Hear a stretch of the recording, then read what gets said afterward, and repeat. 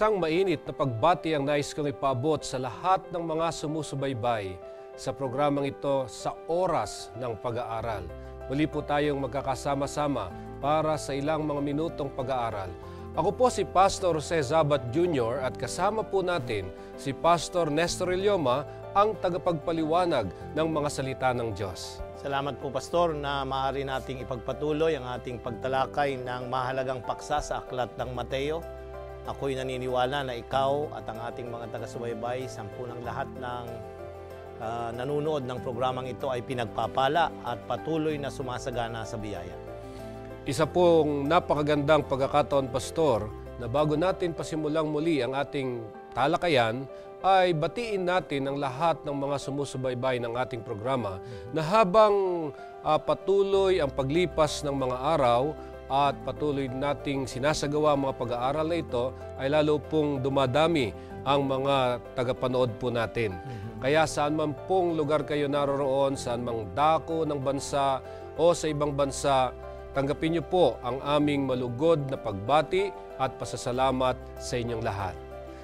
Tayo po ngayon ay nasa ika-11 serye na ng pag-aaral. Ilan na lamang serye ay matatapos na natin ang pag-aaral ng leksyon sa trimestreng ito. Kaya tayo nagpapasalamat sa Panginoon sa patuloy niyang patnubay. At dito po sa ika-15 leksyon, ang title po ng ating pag-aaral, Ang Pangyayari sa Huling Araw. Bago po tayo dumako sa pag-aaral na ito, anyayahan muna natin si Pastor Ilioma na manalangin para sa atin. Tayo po ay manalangin. Panginoon naming Diyos na nasa mga langit, sa sandaling ito nais naming ibalik ang papuri at ang luwalhati sa inyong banal na pangalan na inyong pinasasagana hindi lamang sa kalusugan kundi sa kaalaman at sa kabanalan, kaming lahat na magkakasamang nag-aaral at sumusubaybay ng oras ng pag-aaral. Salamat po, Panginoon, na inyong igagawad na muli ang mga tanging pagpapala para sa aming mga taga-subaybay at sa amin din na narito sa studio. Patuloy niyo kaming pasaganain sa biyaya. Maunawaan namin ang inyong salita, ipahayag na may kapangyarihan upang mabago ang aming mga buhay sang-ayon sa inyong likas sa pangalan ng Panginoong Hesus. Amen. Nais ko pong basahin ang pinakasusing talata ng ating pag-aaral sa pagkakataong ito. At ito po'y masusumpungan sa Mateo, Kapitulo 23, talatang 12. At sino mang nagmamataas ay mababa, at sino mang nagpapakababa ay matataas. Ang atin pong pag-aaral ay nagsasabi tungkol sa ikalawang pagparito ng ating Panginoong Hesus. Dahil kapag ang pag-uusapan ay ang tungkol sa mga huling araw, ito'y tumutukoy sa nalalapit na pagtatapos ng kasaysayan ng sanlibutan. At ito yung pagparito ng ating Panginoong Hesus, na ang kanyang pagparito ang pinakalundo ng ating pananampalatayang Kristiyano. Natuklasan natin sa mga unang bahagi ng pag-aaral na meron tayong tinatawag na unang pagparito ng Panginoong Hesus at ikalawang pagparito niya. Nang una niyang pagdating ay ang kanyang pagkapako doon sa krus. Yung kanyang kamatayan doon sa krus ay isang napakahalagang pangyayari. At para sa ikalawang pagparito ni Kristo, at ito yung ating inaasahan, walang iba kung hindi kasama niya rito ang hukbo-hukbong mga anghel sa langit. At ito yung ang ating hinihintay. Ang dalawang ito ay di pwedeng paghiwalayin.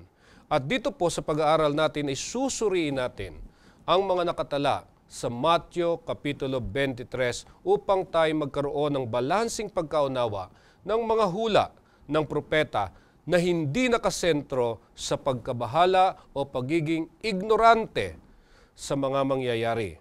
Ngayon, Pastor, nasulat yung mga mangyayari sa huling araw. Nabanggit ko ang tungkol sa una at ikalawang pagparito ng Panginoong Hesus.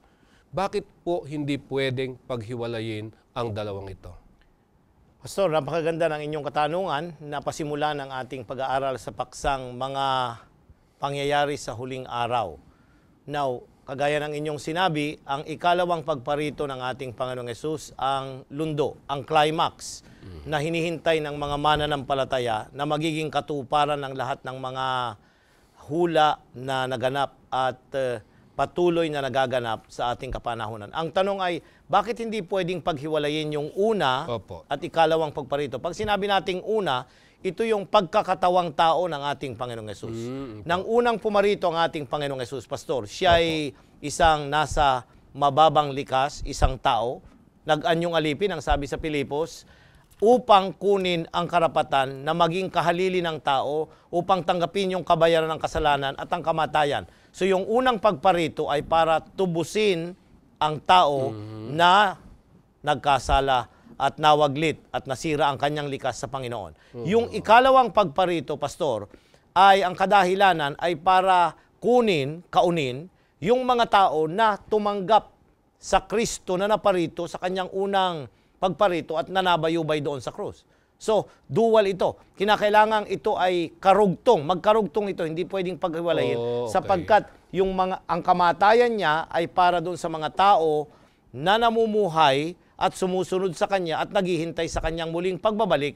At yung Kanyang pagbabalik, tutuparin niya ang Kanyang mga pangako na ang mga taong ito babaguhin ang walang kasiraan at iuuwi doon sa langit na bayan. At ang signal nito ay yung muling pagbabalik niya. So, ngayon nalaman natin na napakahalaga itong pagkaunawa na hindi mo pwedeng paghiwalayin yung dalawang pagparito ng ating Panginoong Hesus.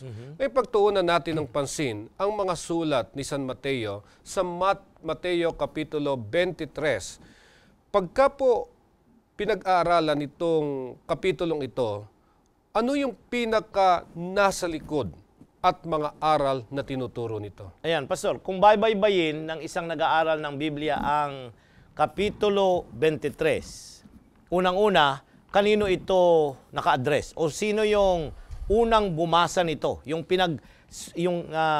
audience nito na tinatawag natin. Unang-una, mapapansin natin ay ito'y para sa karamihan at sa kanyang mga alagad. Ayan. So, ang Kapitulo 23 ay mga pangungusap ni Jesus sa mga karamihan, lalong-lalo na patungkol sa mga pinuno ng relihiyon, kasi ito na yung huling pagkakataon na bibigyan niya sila ng pagkakataong makilala siya bilang tagapagligtas ng sanlibutan. Now, bigyan natin ng background. Ang mga taong ito, yung mga pinuno ng relihiyon, nakausap ni Kristo na naroon sa templo, ay mga salit-saling lahi din na nagsimula doon sa lumang tipan na meron silang tinanggap na dapat mangyari sa kanila na tipanan sa Diyos. At ito'y magsisimula doon sa Exodo Kapitulo 19, Pastor. Yeah, atin tingnan. Exodo 19, 5 at 6. Kaya't ngayon, kung tunay na inyong susundin ang aking tinig at iingatan ang aking tipan, ay magiging isang tanging kayamanan nga kayo sa akin, na higit sa lahat ng bayan, sapagkat ang buong lupa ay akin, at kayo'y magiging isang kaharian ng mga saserdote sa akin at isang banal na bansa. Ito ang mga salita na inyong sasalitain sa mga anak ni Israel. Narito ang pangungusap ng Panginoon sa bansang Israel, Pastor, nang pagkatapos silang ilabas sa bandang Ehipto, bago ibigay ang kautusan. Now, papansinin natin, ito'y chapter 19, kabanatang 19. Ang susunod na kapitulo, ibibigay yung 10 utos. Tiniyak ng Diyos, tiniyak niya kung sila ay willing, sila ba ay handa na maging bayan niya at magiging bayan ng mga saserdote, ng ibig sabihin, mga namamagitan sa Diyos at sa ibang mga tao. Yan. So, ito yung background na nais natin. At tinanggap nila ito. Nais nilang maging bayan at yung mga saserdote, yung mga nangunguna, yung mga pari na nasa templo, later on, sa sanctuary at sa templo, ay tinanggap nila yung responsibilidad na pangunahan ang bayan ng Diyos sa pagdadala ng mga tao na babaguhin ng pabalita. Now, ano ang nangyari, Pastor? Naging instead na sila ay nagpahayag ng pabalita ng katotohanan sa kanilang mga buhay at sumaksi sa ibang mga taong nasa kanilang kaparigiran, naging exclusive ang bansang Israel. Yan. Yung katotohanan, naging kanila na lang. At ang tingin nila doon sa mga ibang bansa ay hindi nangangailangan ng kaligtasan at sila yung terminology, yung panggatong sa impyerno. Nakalimutan nila na sila'y pinili para ang mga ibang mga bayan ay magkaroon ng pagkaunawa sa tunay na likas ng darating na tagapagligtas. Pero ito'y naging parang exclusive na karanasan nila at ipinagmalaki nila na sila lamang yung tanging bayan ng Diyos, Pastor. Oh, so narinig natin yung nasa likod ng mga turo dito sa Mateo Kapitulo 23. At isa sa tinitingnan ko dito sa pagpapahayag ni San Mateo ay yung tungkol sa pagiging matapat sa turo ng ating Panginoong Hesus, na ito ang siyang paniniwala para sa pangkalahatan. Pastor, mapapansin ninyo na ang mga kausap ng Panginoong Hesus dito sa Mateo 23, kung babaybayin natin ang buong kapitulo, ay pansinin natin yung una hanggang 3 talata. 23, 1 hanggang 3. Pastor. Nang magkagayoy, nagsalita si Jesus sa mga karamihan at sa kanyang mga alagad na nagsasabi, nagsisiu po ang mga eskriba at mga paresyo sa luklukan ni Moises. Lahat nga ng mga bagay na sa inyo kanilang ipag-utos ay gawin ninyo at ganapin. Datapwat huwag kayong magsigawa ng alinsunod sa kanilang mga gawa, sapagkat kanilang sinasabi at hindi ginagawa. Narito yung kanilang pagkukulang, Pastor, na nais at itinuwid ng ating Panginoong Hesus, yung sinasabi nila pero hindi nila ginagawa. Aba, mamigat ito, Pastor. Sa Kapitulo 24 kasi ng Exodus, balikan natin yung sa Lumang Tipan, ano yung kanilang naging pagtatalaga o commitment. 24, ang talata ay 9 hanggang 11. Nang magkagayoy, sumampa si Moises at si Aaron, si Nadab at si Abihu, at 70 ng mga matanda sa Israel. At kanilang nakita ang Diyos ng Israel, at mayroon sa ilalim ng kanyang mga paa na parang isang yaring lapag na batong safiro, at paris din ng lahat sa kaliwanagan. At sa mga mahal na tao sa mga anak ni Israel ay hindi niya ipinatong ang kanyang kamay, at sila'y tumingin sa Diyos at kumain at tuminom. Napansin niyo, Pastor, 2 beses na binanggit ng mga talata sa Exodus 24, nakita nila ang Diyos. Itong mga taong ito, yung mga leader, nakipagtipan. Kasi ang tinutukoy dito, yung mga saserdote, mga pari, ay nagkaroon ng isang tanging karanasan na makita ang Diyos upang maipakilala nila itong nakita nilang Diyos sa mga tao na nasa kanilang kapaligiran. Kaya ang background nito ay dumating ang sukdulan na magbibigay sulit sila. Itong karapatang ito na ibinigay sa kanila ay bibigyan ng sulit, hihinga ng accountability sa Mateo 23 kung nagampanan nila ito. Subalit nagkulang ang mga tao dito. Kaya nga, imbis ay, kung babaybayin ninyo, Pastor, ay merong 7 na mga wu o mga, ano ang tawag natin doon sa aba. Na binanggit dito. Sila'y mga naging aba sapagkat hindi nila ginawa yung kanilang mga responsibilidad. Naging paimbabaw ang kanilang mga pagkilos at paglilingkod sa Diyos. So napakahalagang inuunawa pala natin itong mga background na katulad nito bago nating tunghayan ang isa sa napakahalagang mga bagay para lalo tigit doon sa mga tapat na mananampalataya sa ating Panginoon. Dahil kung tutunghayan na po natin, yun hong Matthew 24 ay makikita ho natin dito kung paano sinasaysay ng ating Panginoong Hesus ang mga kaganapan bago ang kanyang pagparito.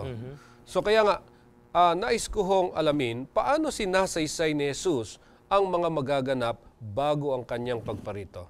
Ayan, Pastor, ating basahin ang susunod na kapitulo pagkatapos ng 23 kasi magkaugnay po ito, Pastor. Ang 23 ay mga pangungusap na tahasan at diretsahan kasi mamamatay na ang tagapagligtas. Ito na yung huling pagkakataon upang bigyan niya ng pabalita ang mga leader ng Israel, yung mga namumuno. At kinakailangang malaman na nila yung mga bagay na kamalian nila na dapat ay ginampanan nila samantalang sila'y naglilingkod sa Panginoon. Kasi ang darating ay masisira yung ipinagmamalaki nilang templo. Ito yung background, Pastor. At yung Kapitulo 24, binigyan niya ng background yung karanasan kung ano ang darating sa pagkasira ng templo na naglalarawan din sa panahon ng pagbabalik ng ating Panginoong Hesus. So, ang Kapitulo 24 ay dalawa ang ipinipresent. Yung kasiraan na mangyayari, kaparusahan, sa pagkasira ng ipinagmamalaking templo ng mga Hudyo at yung muling pagbabalik ng ating Panginoong Hesus. Ano yung mga event na mga mangyayari? Pastor, basahin natin ang 1 hanggang 14. Napakaganda ng mga pangungusap dito ng ating Panginoong Hesus. At lumabas si Jesus sa templo at payaon sa kaniyang lakad at nagsilapit sa kanyang mga alagad upang sa kanya ipamalas ang mga gusali ng templo. Datapwat siya ay sumagot at sa kanila ay sinabi, "Hindi ba ganinyo na nakikita ang lahat ng mga bagay na ito? Katotohanan ang sinasabi ko sa inyo, dito'y walang maiiwang isang bato sa ibabaw ng ibang bato na hindi babagsak."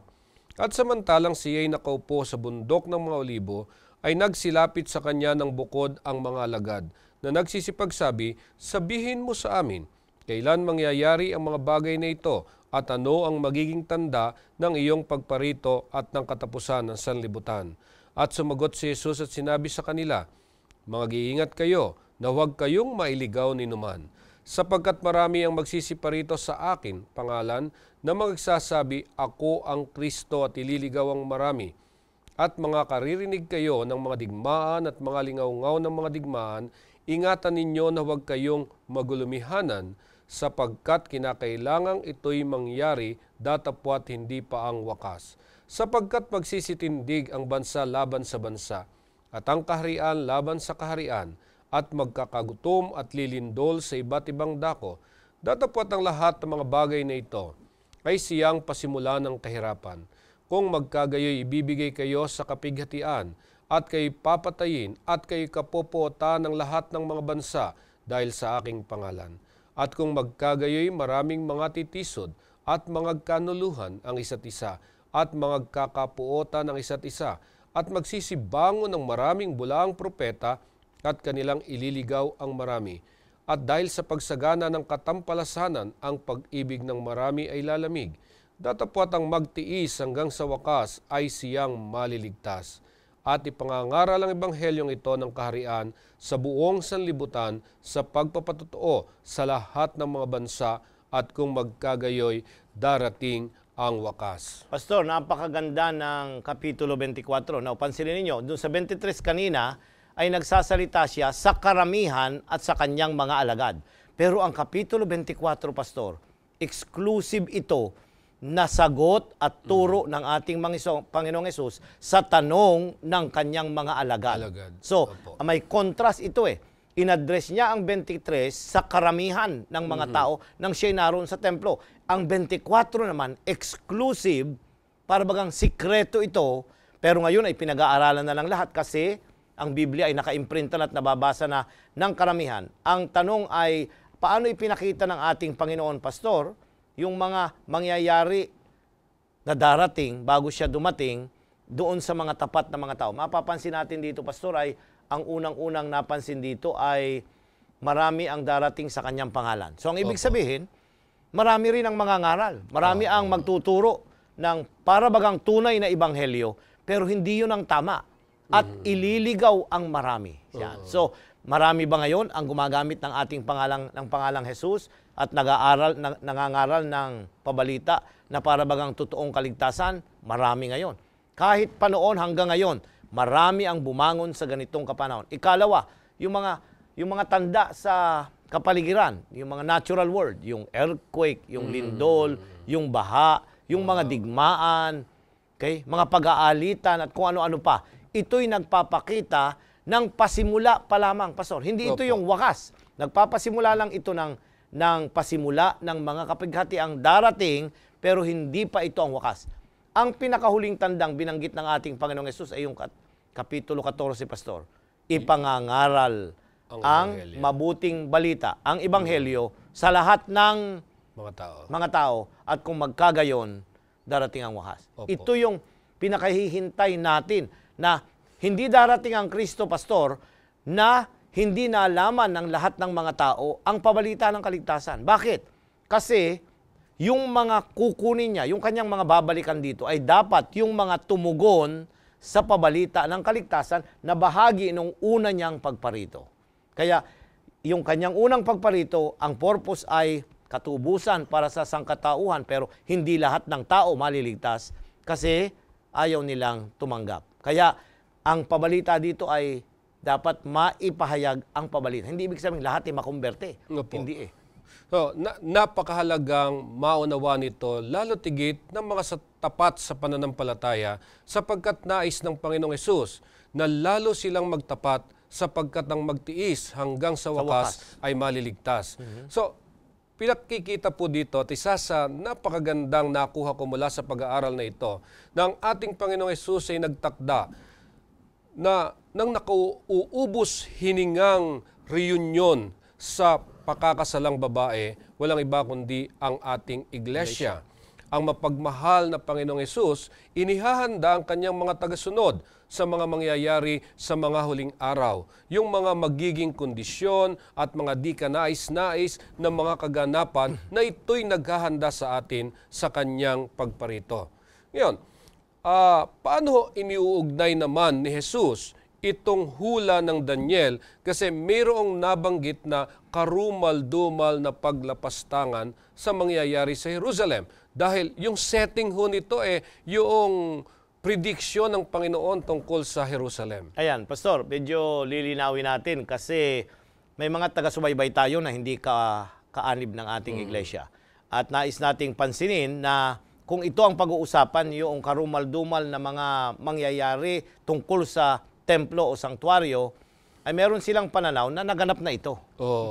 Naganap na daw ito noong ikalawang siglo bago dumating si Kristo, na yung templo sa Jerusalem na sinasambahan ng mga Hudyo, pinasok ito ng mga Griego.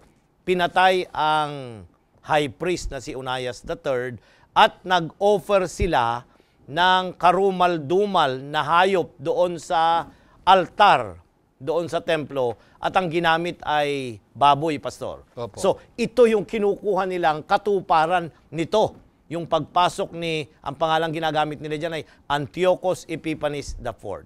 Pero tayong mga Adventista, hindi yun ang ating interpretation dyan sa Abomination of Desolation. Kundi, ang tinitingnan natin ay yung pangungusap ng ating Panginoong Hesus na ang hula ni Daniel ay natupad pagkatapos na si Kristo'y umakyat sa langit noong 70 AD ay sinira ng mga Romano ang templo doon saan? Sa Jerusalem. At marami ang mga namatay na mga Hudyo. Pero ang mga Kristiyano ay nagkaroon ng karapatang makatakas bago nangyari yon sapagkat pinakinggan nila yung pangungusap ng ating mga Panginoon at mga aral ng mga alagad na mangyayari ito. Kaya sabi ko nga kanina, ang Mateo 24 ay dalawa ang kanilang ini-emphasize. Yung pagkasira ng templo noong 70 AD at yung muling pagbabalik ni Jesus. Dapat parehong makatakas yung mga tapat na naglilingkod sa Panginoon. Malinaw na sinabi ni Jesus yung pagkalipol ng Jerusalem, yung pagkawasak ng Jerusalem, at ito'y naganap noong 70 AD. Ngayon, bakit nagtagumpay ang mga Kristiyano sa paglusob ng mga Romano? Ano ho ba yung dahilan?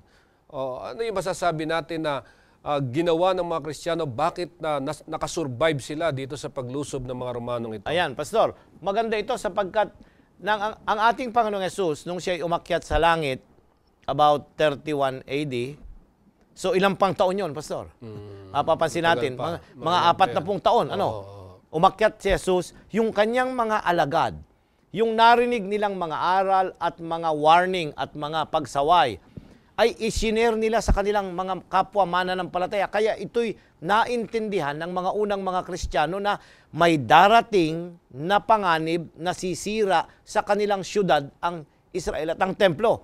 Kaya pinaghandaan na nila ito. Ang sabi kasi ng Panginoon sa kanila ay, huwag nawang ang inyong paglikas ay sa araw ng Sabat. Ayan. Binabalaan na sila na may paglikas na mangyayari.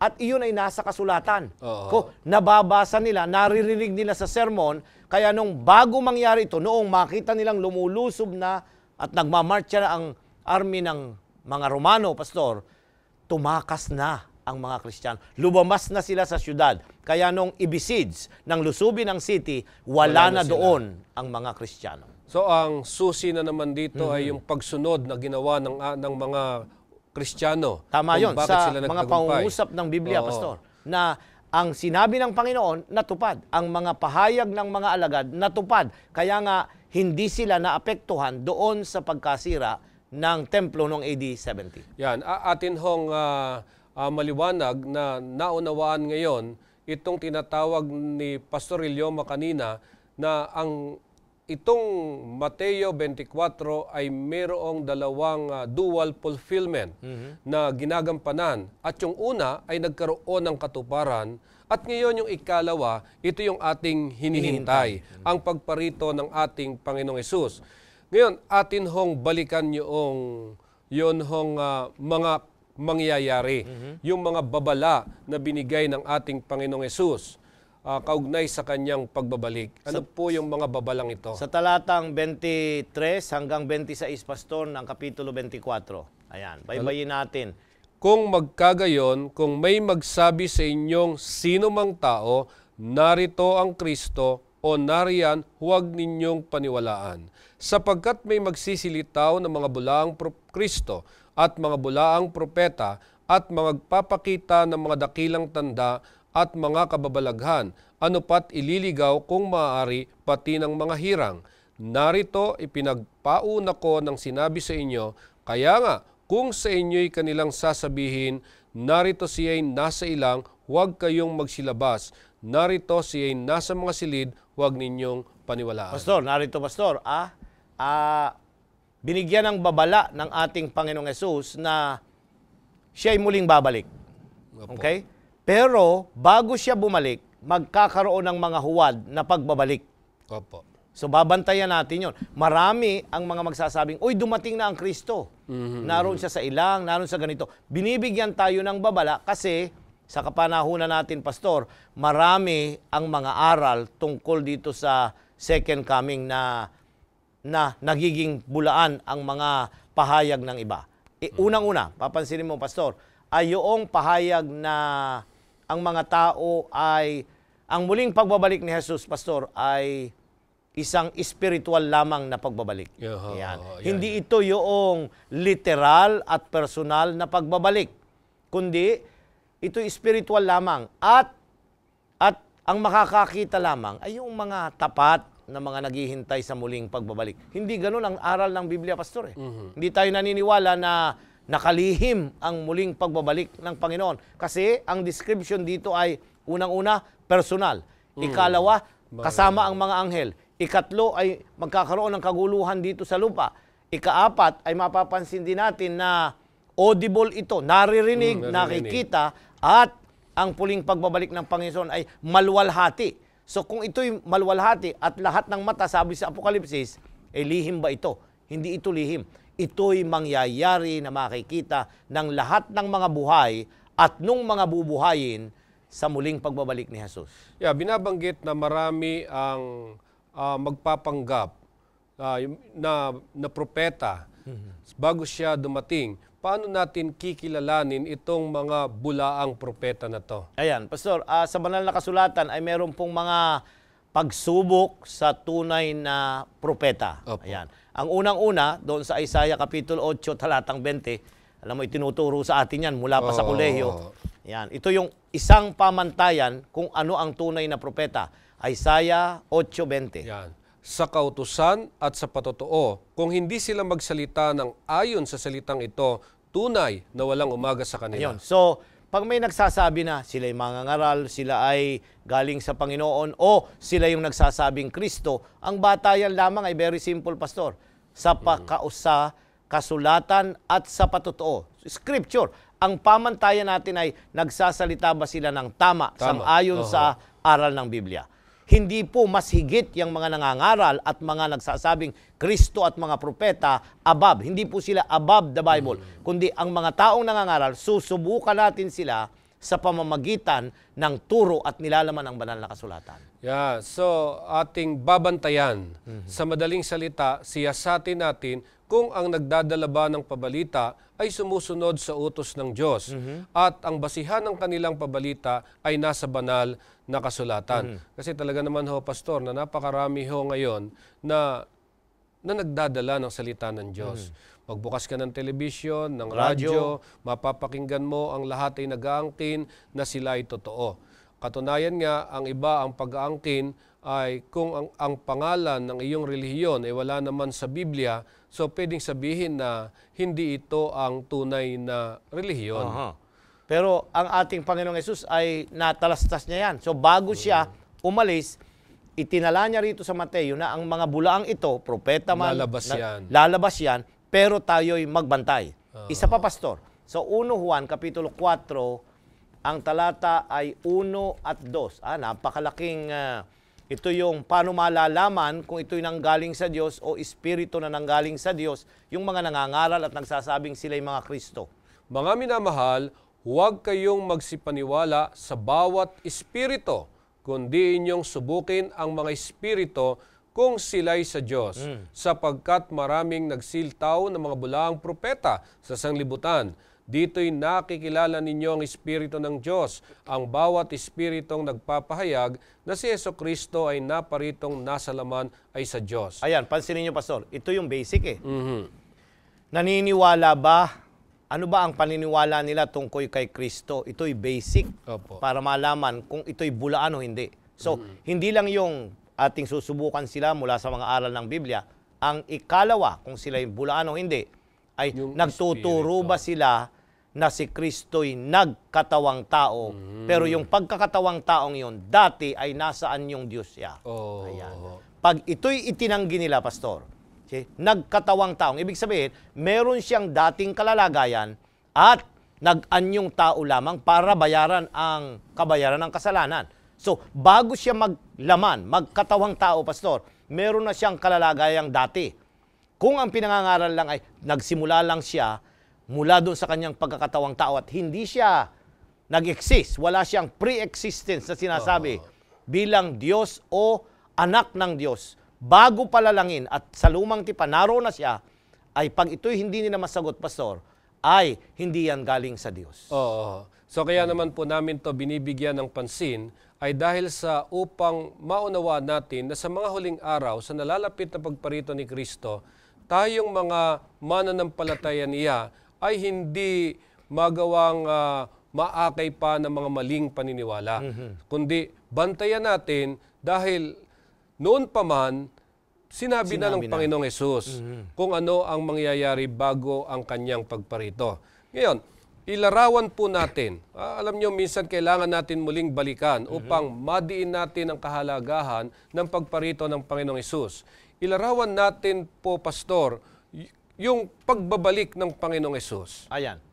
Mateo 24, Pastor, 27 hanggang 31.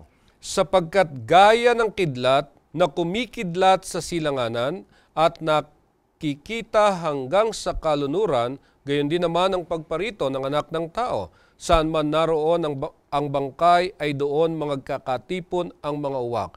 Datapwat karakarakang pagkatapos ng kapighatian sa mga araw na iyon ay magdidilim ang araw at ang buwan ay hindi magbibigay ng kanyang liwanag. At mga lalaglag ang mga bituin mula sa langit at magsisipangatal ang mga kapangyarihan sa mga langit. At kung magkagayoy, lilitaw ang tanda ng anak ng tao sa langit. At kung magkagayoy, magsisitagoy ang lahat ng mga angkan sa lupa at makikita nila ang anak ng tao na napaparitong sumasa mga lapap ng langit na may kapangyarihan at dakilang kalwalatian. At susuguin ang kanyang mga anghel na may matinding pakakak at kanilang titipunin ang kanyang mga hinirang mula sa apat na hangin ng sanglibutan, mula sa isang dulo ng langit hanggang sa kabila. Narito, Pastor, ang description na ipinakita rito. Unang-una, maingay. Maingay siya, maririnig ng lahat. Kaya nga dahil sa ingay na yon, pati yung mga natutulog sa libingan, magigising, Pastor. Ayan. Kaya nga, with a shout, with a voice, sabi doon sa 1 Tesalonica So yung ingay na yon, yung sigaw ng pakakak ng arkanghel ng Diyos. Sa atin kasi yung arkanghel ay siya rin yung ating Panginoong Jesus. Siya rin yung Miguel na babalik. Ayan. So sa ating pagkaunawa, siya yung babalik na maluwalhati, yung prinsipe ng mga anghel, kasama ng kanyang mga anghel. So, personal. Kung sino yung Kristong umakyat sa langit. Magandang tingnan natin yung sa gawa, Pastor. Kasi yung pangungusap sa gawa, nung umakyat sa langit, binanggit niya. Sinabi nung anghel, na nang siya'y nakaakyat na, kung paano yon. Talatang 8, Pastor. Kapitulo 1 ng mga gawa. Ang sabi po dito, Talatang 10 at 11. Yan. at samantalang tinitingnan nila ang langit, habang siya'y lumalayo, narito may 2 lalaking nakakatayo sa tabi nila na may puting damit, na nagsasabi naman, kayong mga lalaking taga Galilea, bakit kayo'y nakakatayong tumitingin sa langit? Itong si Jesus na tinanggap sa langit mula sa inyo ay paparitong gaya rin ng inyong nakitang pagparoon niya sa langit. Napansin mo, Pastor, ang pangungusap, ang sabi, kung paano umakyat sa langit, Ganon nakita din ba nila? pagbaba. Yes, nakita. Literal, personal. Kung sino yung Kristong nabuhay, na naluwalhati, yun yung umakyat, at siya din yung bababa, makikita sa kanyang muling pagbabalik. Pero ang background na, ay hindi na kagaya noon na nag-iisa siya, kundi kasama ng kanyang mga maliwanag, maingay, at ito ay merong kapangyarihan. Loud, visible, literal, personal, ang pagbabalik ng ating Panginoong Hesus. Yeah, ating muling natunghayan kung gaano ka-exciting ang pagbabalik ng Panginoong Hesus, at ako ho ay nananalangin at ganoon din naman si Pastor Elioma marahil ay makasama sa pagparitong ito kasama ng ating buong pamilya. Tama po yun. At alam ninyo, itong pagbabalik ng ating Panginoong Hesus, kung bakit idinidiin niya sa mga ni San Mateo, sapagkat nais niya na ang mga mananampalataya ay maging mapagmatiis. Kahit na mayroong mga ganitong darating bagong kanyang pagparito, sila'y maging matiisin sa kanilang pananampalataya. Kaya pagka pinag-uusapan ang pananampalataya, napansin ko po dito, itong ating inaasahang ito, kailangan ang pananampalataya. Ito ho ba ang dahilan kung bakit ang pananampalataya ay sentro sa pagbabalik ni Jesus? Ayan, opo. Napakaganda, Pastor, ng katanungan na ang pagbabalik ba ni Jesus ay sentro ng ating pananampalataya. Ang katugunan ay opo, Pastor. Bakit? Kasi sa Titus 2:13, Pastor. Magandang basahin natin ito. Nahintayin yaong mapalad na pag-asa at ang pagpapakita ng kalwalatian ng ating dakilang Diyos at tagapagligtas na si Hesukristo. Mapalad na pag-asa. Kaya tayong mga Adventista, Pastor, ito yung sentro ng ating pananampalataya. Kaya nga, naka-attach dun sa ating pangalan, yung naghihintay. Anong hinihintay? Yung Adventist. Ang hinihintay ay yung Advent. Adventist, yung mga taong naghihintay ng ikalawang pagbabalik. Advent. Second Advent. Muling pagbabalik ng ating Panginoong Hesus. Kaya nga, tayo, kung minsan binibiro nila tayo, mababasa ba sa Biblia na kayo yung pangalan ninyo? Kaya nga, tuwing mababasa natin yung mga naghihintay sa banal na kasulatan at ang hinihintay ay ang muling pagbabalik, yun yung mga Adventist. Sa Hebreo 9:28, Pastor. Ay gayon din naman si Kristo na inihandog na minsan upang dalhin ang mga kasalanan ng marami, sa ikalaway pakikita na hiwalay sa kasalanan, sa ikaliligtas ng mga nagsisipaghintay sa Kanya. Pastor, napakaganda. Babalik ang Jesus, pero may mga taong naghihintay. Meron ding mga taong hindi naghihintay. Narito makikita natin yung emphasis natin kanina. Sa talatang ito, naparito ng minsan, yun yung unang pagparito niya, para dalhin ang mga kasalanan ng marami. So, very, very clear. Yung unang pagparito, uulitin natin, ay para dalhin ang kasalanan, bayaran ang kasalanan, at ihanda yung mga taong tatanggap sa Kanya, iahanda niya sa ikalawang pagbabalik niya rito upang iuwi sa bayan yung mga nagsisipaghintay sa Kanya. Pastor, tayong mga Adventista at marami, yung mga tao rin na kahit na hindi sila kasama, ay inaanyayahan nating makibahagi doon sa mga nagsisipaghintay. Ito'y mahalagang aral ng banal na kasulatan.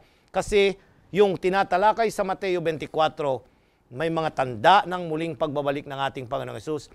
may mga mangyayari na mga bulaang propeta at mga pangangaral na hindi tama. Pero kahit na mangyari pa yung mga yon, mayroon pa rin yung mga nalabi, yung mga maghihintay sa kanyang muling pagbabalik. At ito'y kanilang pinasasabikan. Yeah, maraming salamat sa iyo, Pastor Ilioma. Napakagaganda nitong mga binibigkas ninyong mga basihan mula sa banal na kasulatan na lalo nating napapatunayan na ang pagparito ng Panginoong Hesus ang ating mapalad na pag-asa. Kung bakit naman ito'y pag-asa natin. Marahil tayong lahat ay nangawalan ng mga mahal sa buhay. Tayong lahat ay dumaranas din ng iba't ibang hamon sa buhay. Mga kahirapan, yung mga karamdaman na ating nakikita sa palibot natin, gusto nating matapos na ang lahat ng ito. Kaya nga, ang tangi lamang tatapos, walang iba kundi ang pagparito ng Panginoong Hesus. Kaya isang napakalaking pag-asa na kapag siya'y bumalik sa lupang ito, doon ko makita yung aking mga mahal sa buhay, yung ating mga mahal sa buhay. Kaya nga, ito yung paanyaya sa atin ng ating Panginoong Hesus. At kapag pinag-uusapan po natin, itong pagparito ng Panginoong Hesus, ito yung lalong nagbibigay sa atin ng pananabik. At dahil sa pananabik na ito, hindi mawala na tayo mag-isip na alamin yung petsa ng kanyang pagparito. Yun yung panganib, Pastor eh. Yung kasi yung curious na eh. Sobra ka lang nananabik na siya'y bumalik, kaya may mga ilan na, sige, naghahanap ng mga ebidensya sa Biblia o kaya sa spirito ng panghuhula na ito yung taon o ito yung ganitong petsa, darating na ang ating Panginoong Hesus. Ayan. Alam ba ninyong binigyan tayo ng babala, Pastor, ng ating Panginoong Hesus? Sa Mateo 24, Pastor, nais nating idiing muli ito dahil hanggang ngayon may mga ilan mga kapatid, ibang mga tao sa iba't ibang panig ng sanlibutan na idinidiin na meron daw petsa ng kanyang muling pagbabalik. 24, 36 hanggang 42. Ngunit tungkol sa araw at oras na iyon, walang makakaalam. Kahit ang mga anghel sa langit, kahit ang anak, kundi ang Ama lamang. At kung paano ang mga araw ni Noe, gayon din naman ang pagparito ng anak ng tao, sapagkat gaya ng mga araw bago nagkagunaw, sila'y nagsisikain at nagsisinom at nangag-aasawa at pinapag-asawa hanggang sa araw na pumasok si Noe sa daong. At hindi nila nalalaman hanggang sa dumating ang paggunaw at sila'y tinangay na lahat ay gayon din naman ang pagparito ng anak ng tao. 22, Pastor. At malibang paikliin ang mga araw na yaon ay walang lamang makaliligtas. Datapwat dahil sa mga hirang ay paikliin ang mga araw na yaon. Ayun, Pastor, napakaganda. Sabi doon sa talata ay sa 36, yung iba ay ginagawang batayan ito na ang ating Panginoong Hesus ay hindi omniscient. Yan. Gusto kong i-check yun, Pastor. Kasi hindi yun ang sinasabi ng ating Panginoong Hesus. Hindi niya inaamin dito na kulang ang kanyang pagkadiyos, na hindi niya alam ang mangyayari kung kailan siya babalik. Opo. Hindi. Yung salitang ginamit kasi rito ay, kung babalikan natin sa Griego, Pastor, ay napakalinaw na, kasi ang ginamit dito ay walang makakaalam. Medyo ang salin ay hindi tama. Yan. Ang original na salita sa Griego, ang ginamit dito ay oida sa Griego, Pastor, ay ang salitang ginamit dito ay ayaw niyang sabihin. Hindi nakakaalam, kundi hindi siya ang dapat magsabi kasi siya yung darating eh. Pagka ikaw pa rin magsasabi, hindi ba magpapadala ka ng mga taga-bando at kung ano? Yun yung concept dito, Pastor, na namimiss ng karamihan na hindi daw alam ng Panginoon ang kanyang muling pagbalik. Hindi siya Diyos, sabi nung iba. Kasi meron siyang mga bagay na hindi alam. Hindi. Kundi ang concept dito ay napakalinaw, Pastor, ay ayaw niyang sabihin. Hindi siya yung mangunguna na magsabi sa kanyang muling pagbabalik. Bakit? Kasi pinahayag niya na yung mga tanda ng mga pangyayari. Sundan na ninyo ito. Pag natapos na ang pangangaral, nandyan na ako. Magbibigay ka ng mga date ngayon, hindi pa naman tapos ang pangangaral ng Ebanghelyo. Ay di, kinukontradict mo yung mga unang sinabi ng ating Panginoong Hesus. So, nais niya na lagi kang maging handa. Yun ang isa pang emphasis dito, Pastor, na kagaya ng magnanakaw, kasi ginamit yung magnanakaw dito, kagaya ng mga baha, ginamit din yung baha dito, dumating ang ulan. ay nangamatay silang lahat kasi hindi sila nakahanda. They were not expecting. Pero ang Biblia nagtuturo na siya'y babalik. Kung sa Bible, nangako siya ng maraming mga pangako na natupad na, mga ito na lang yung mga hindi pa natupad, Pastor, bakit hindi pa tayo magtiwala ng lubusan sa ating tagapagligtas at Panginoon? Oo nga naman. Pagka pinag-uusapan itong pagparito ng Panginoong Hesus, sari-saring mga issues. Hindi lang yung pagtatakda ng panahon kung kailan siya babalik, kung hindi yung tinatawag po natin na mayroon pang ibang turo, tulad halimbawa nung pagkaunawa ng iba't ibang teologo sa pagparito ni Hesus, yung dispensationalism, yung tinatawag na postmillennialism, at ganun din yung premillennialism. Okay. Siguro daanan natin yan, Pastor. Ayan, para sa ating mga taga-subaybay at sa ating mga kapatid na nag-aaral na hindi naman kumuha ng formal na theological education, ito po yung mga iba't ibang mga school of thought, school o paaralan ng interpretation sa Biblia. Now, dapat nating suriin kung ito'y tama. Kagaya ng dispensationalism na inyong pinanggit, Pastor. Naniniwala sila na ang mga bagay na ito ay mangyayari, hindi ngayon, kundi mangyayari 7 taon bago dumating ang ating Panginoong Hesus. Ayan. Saan nila kinuha yung 7 weeks? Kinuha nila yan doon sa hula sa 70 weeks doon sa Daniel, Kapitulo 9. Yung 1 week doon, yung last week, na kumakatawan sa 7 taon, inilipat nila yan at dinala nila doon sa konteksto na bago dumating ang ating Panginoong Hesus. At ang prior dyan, magkakaroon ng rapture. Secret so, rapture. Bago dumating si Kristo, 7 taon, ay maglilipara na, mag-i-evaporate yung mga banal. Sabay mahirap yun, Pastor. Now, iisipin natin, logic lang, Pastor. Ako, pagka nagtuturo ako, sabi ko sa mga estudyante ko, ay isipin natin kung tama o hindi. Una, kung mag-aalisan na yung mga banal, 7 taon bago dumating si Jesus, Pastor, sino yung babalikan niya dito? Wala na siyang babalikan. Nandun na lahat Kaya nga kinakailangan pa ba yung pagbalik, Pastor? Is the second coming still relevant kung yung mga banal ay nagsulputan na at naglipara na at nauna na sa langit? Hindi Ang hindi na magiging mapalad na pag-asa yun. Bakit? Nauna na sila Alam nga namang babalik si Jesus dito, samantalang nandun na sila. At sabi, oy, bumalik ka na, nandito na kami. Ay parang hindi tama yata. Yung logic ay hindi tama. Dapat ang babalikan, yung naghihintay. Kaya sabi sa Hebreo kanina, yung mga nagsisipaghintay. Yung mga umakyat sa langit, naghihintay pa ba yun? Hindi na sila Nauna na sila. Kaya ito'y kaniwas doon sa aral ng banal na kasulatan. Okay? So, maliwanag ngayon na ating napakinggan itong ganitong turo ay taliwas sa aral ng banal na kasulatan. Kamusta naman po yung post-millennialist? Yung post naman ay pinaniniwalaan nila na ang ating Panginoong Hesus darating pagkatapos ng 1,000 taon. Ayan. Ang aral nila ay during the 1,000 years. Ayan. Ito kasi ang kaibahan Naniniwala tayo na may aral na 1,000 taon sa Bible.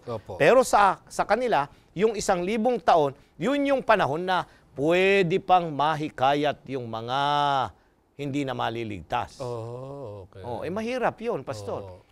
So, pwede ba yun? Hindi kasi may aral tayo sa banal na kasulatan na magsasarado ng pinto ng awa. Pag namatay ang tao, ay yun na ang close of provision mo. Ikalawa, meron pa rin yung close of provision doon sa ating mga pinag-aaralan sa Apokalipsis na maaaring pag-aralan natin sa mga susunod na mga aral. Pero, ang hindi natin pwedeng tanggapin ay ang 1,000 taon ay panahon ng pangangaral at marami pang mga mahihikayat yung mga Hudyo na tumakwil kay Kristo, bibigyan sila ng pagkakataon, pero hindi na. Sa atin, nagwakas na sa unang pagparito ni Jesus. Tayo yung tinatawag na pre-millennialist. Ang ibig sabihin, ang ating paniniwala, si Kristo darating sa pasimula ng 1,000 taon. Yun yung signal. At sa banal na kasulatan, Pastor, yung 1,000 taon, yung pasimula ng 1,000 taon, ang mga banal dadalahin saan? Sa langit na bayan. Yung mga bubuhaying banal at yung mga madadat ng banal, babaguhin sila at sabay-sabay na sasalubong sa Panginoon. Wala pong mauuna Sabay-sabay. At tayo, magandang basahin natin yun, Pastor. 1 Tesalonica. Gusto kong idiin yun kasi may mga kuminsang mga bagay na 1 Tesalonica, Kapitulo 4, Pastor. Ayan. Talatang 16, 15 at 16. Sapagkat ito'y sinasabi namin sa inyo sa salita ng Panginoon na tayong nangabubuhay na nangatitira hanggang sa pagparito ng Panginoon ay hindi tayo mangauuna sa anumang paraan na nangatutulog. Sapagkat ang Panginoon din ang bababang mula sa langit na may isang sigaw, may tinig ng arkanghel at may pakakak ng Diyos at ang nangamatay kay Kristo ay unang mga bubuhay na maguli. Kung magkagayon tayong nangabubuhay na nangatitira ay aagawin kasama nila sa mga alapaap upang salubungin ng Panginoon sa hangin at sa ganito'y sa Panginoon tayo Nais kong pansinin niyo, Pastor. Ang sabi dun sa talatang 15 ay hindi tayo mga uuna. Walang mauuna. Tapos dun sa 17, tayong mga ay sasalubong sa alapaap. Opo. Ito kasi yung concept na ginagamit nila. Aagawin, yung rapture. Na bigla ka na lang mawawala. Hindi tataas ang mga banal na binuhay kasama ng mga nadatnang mga banal dito. At sabay-sabay, okay? Hindi po may nauna, kundi sabay-sabay nasasalubong sa Panginoon sa kanyang kalawang pagparito. Ito ang malinaw na aral ng Biblia. Yan.